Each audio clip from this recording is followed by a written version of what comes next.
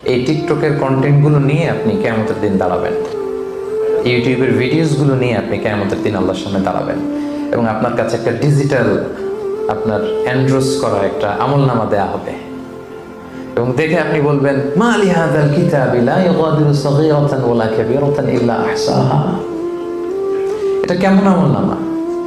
ছোট খাটো, ওই যে টিকটক করছিলাম, ওই যে ইউটিউব ভিডিও বানাইছিলাম, ওই যে একজনের একটা গালি মারছিলাম ফেসবুকে কমেন্ট বক্সে ঢুইকা, এখন তো স্বাধীন, নিরঙ্কুশ স্বাধীনতা, ঢুকে যা কি ইচ্ছা প্রাইম মিনিস্টারকে গালি দেওয়া যায়, যাকে মনে চায় দাদা আসছে গালি দিচ্ছে, যেহেতু সামনে নাই।